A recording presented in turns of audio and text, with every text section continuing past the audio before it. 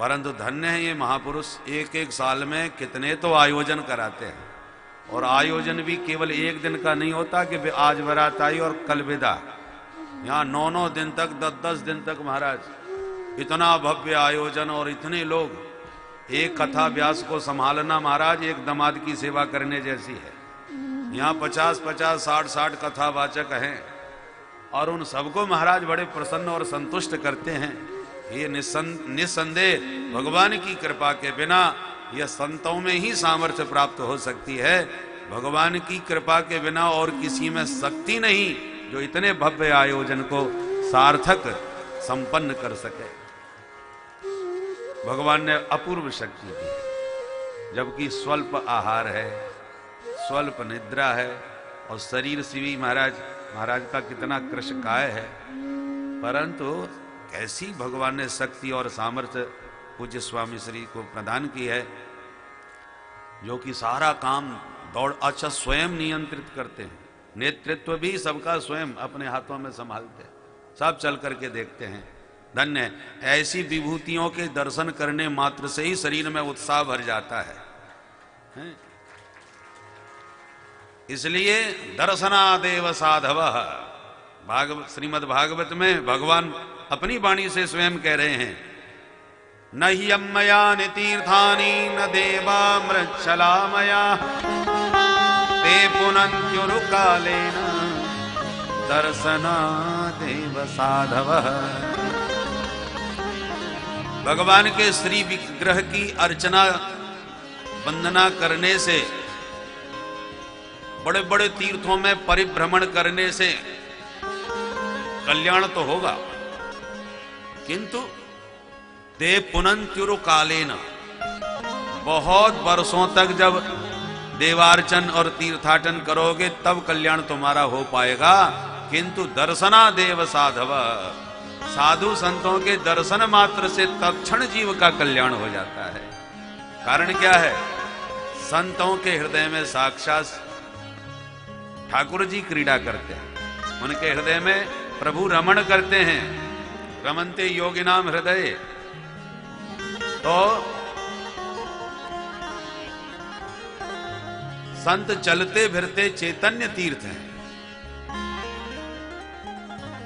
स्वांतस्थेन गदाभृतः तीर्थी कुर्वन्ति तीर्थानि स्वांतस्थेन गदाभृतः।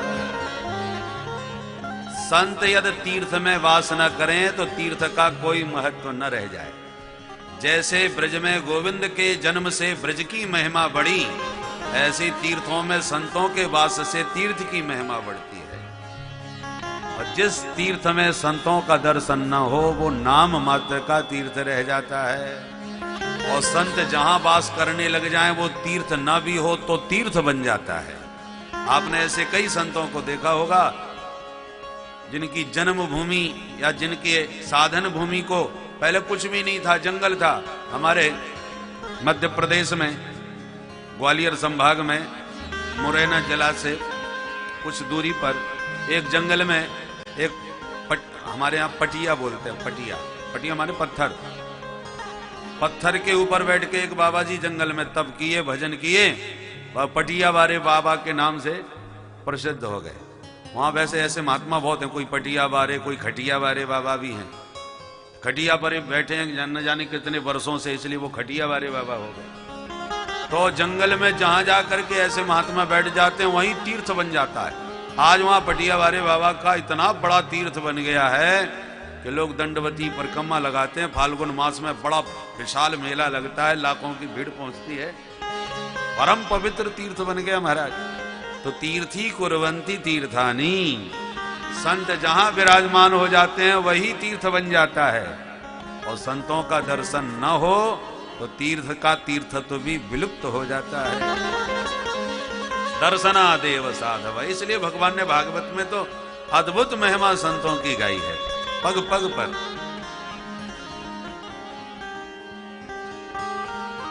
तो सौनक जी प्रश्न कर रहे हैं सूत जी महाराज से नेमिष भूमि में कि प्रभु कलयुग में कठिन साधन कोई करने वाला नहीं है, अतः भगवत प्राप्ति का सरलतम साधन समझाइए। क्योंकि आपके ऊपर गुरु कृपा है। सूत जी बड़े प्रसन्न हुए। महात्माओं, तुम्हारे मन में मेरे प्रति श्रद्धा है तो मैं सभी शास्त्रों का सार ही तुम्हें सुनाऊंगा, सावधान होकर के सुनना। काल ब्याल मुखग्रास त्रास निर्णास हेतवे श्रीमद्भागवतं शास्त्रम् कलौ कीरेण भासितम्। महात्माओं, ये सारा संसार काल कबलित होने वाला है। एक न एक दिन काल के गाल में जाने वाला है। काल रूपी ब्याल इसको एक दिन अपने गाल में धर लेगा। इसलिए यहां पर कोई न परमानेंट, चाहे लगा लो ओके साबुन, चाहे लगा लो सेंट। बोलो राधे राधे राधे राधे। इसका नाम संसार क्यों पड़ा? क्योंकि संसरती थी संसार, ये सरकता जा रहा है, टिकाऊ नहीं। गंगा जी में आप नहाने जाओ, गोता लगाओ, बड़ा सुंदर निर्मल जल है। अब आप चाहो कि हमें जब भी डुबकी मारें तो यही जल मिले जिसमें अभी गोता लगाया है, हमें ये जल बहुत पसंद आया, तो भैया अब वो जल तो गया।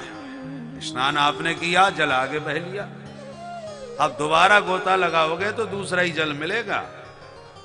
वो तो जल कहां से कहां पहुंच गया। जैसे गंगा जी के बारे में कोई पूछा जाए कितनी पुरानी, बोले साहब हजारों वर्ष से भारत भूमि में प्रवाहित हो रही है, गंगा जी तो बहुत पुरानी है। ये बात सत्य है, पर आप जितनी बार गोता लगाओगे तब तब आपको जल तो नया ही नया मिलता है ना।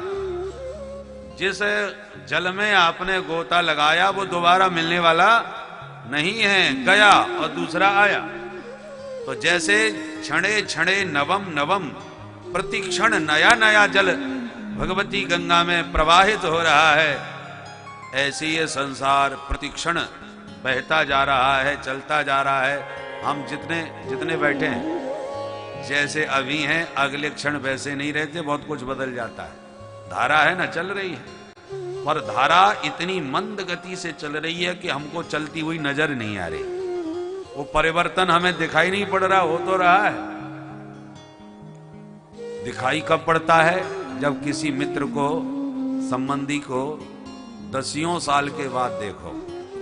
जब 10 वर्ष के बाद देखा तब कहा अरे भैया तुम तो बिल्कुल सफेद हो गए, ये दाढ़ी सफेद, ये मूछें सफेद, और बहुत कमजोर भी दिखाई पड़ रहे हो, बहुत बदल गए भाई। पर वही व्यक्ति हर क्षण तुम्हारे साथ रहता तो आपको समझ में नहीं आता ये कब बदल गया। संसरती थी संसारा, गंगा जी की धारा की तरह संसार सरक रहा है, बह रहा है, प्रवाहित हो रहा है, और प्रवाहित होकर के काल के गाल में समाता जा रहा है। हम लोग भी देखो, पहले बच्चे थे, धीरे धीरे जवान हो गए, खूब भागा दौड़ी करते करते जवानी में दौड़ भाग करते करते फिर धीरे धीरे बुढ़े हो गए, और बुढ़े होते होते फिर शरीर एकदम सूखता चला गया। जैसे पहले पुष्प खिलता है, कली के रूप में आता है, फिर कली धीरे धीरे विकसित होती है, पूर्णतः विकास जब पुष्प का हो जाता है तो सबका चित्त चुराता है, खूब महकता है, सबको प्रसन्न करता है, रिझाता है, और फिर धीरे धीरे वो मुरझाना चालू हो जाता है, और मुरझाते मुरझाते फिर एकदम सूख जाता है। फिर लोगों को कूड़ा दिखाई पड़ने लगता है, फूल नहीं दिखता। ये कूड़ा कहाँ से कब पड़ा है भाई, हटाओ इसको, फेंको। बोलो राधे राधे। तो जो हालत उस पुष्प की होती है, हमारे सामने ही कली बना, हमारे सामने ही फूल बना, हमारे सामने ही मुरझाया, और हमारे सामने ही कूड़ा बन करके फेंक दिया गया। हम सबकी यही स्थिति संसार के बगीचे में है। पहले हम जन्म लेते हैं, फिर धीरे धीरे खिलते हैं, फिर खूब खेलते हैं, और उसके बाद धीरे धीरे मुरझाते चले जाते हैं, और एक दिन ठिकाने लगा दिए जाते हैं। क्रम विट भस्म, 3 गति शरीर की है, चौथी कोई नहीं। गाड़ दिया तो कीड़े, जला दिया तो भस्म राख, और कोई जानवर खा गया तो विष्ठा बन करके यह जीव के शरीर की गति होती है। क्रम विट भस्म संज्ञान्तम शरीर मिति वर्णितम, ये जीवन की सच्चाई है संसार में। इसलिए इस संसार के प्रवाह में हम सब बहे जा रहे हैं, काल के गाल में समाते जा रहे हैं। और सबसे ज्यादा डर हमें काल से ही लगता है, मौत से हमें सबसे ज्यादा भय लगता है। और इस लोक को कहते ही मृत्यु लोक हैं, क्योंकि मृत्यु लोक में सब एक न एक दिन मरने वाले ही हैं, शाश्वत यहां कोई नहीं रहता। और इस मौत के भय को मिटाने के लिए ही श्रीमद्भागवतम शास्त्रम, ये श्रीमद् भागवत रूपी शास्त्र को प्रकट किया गया है।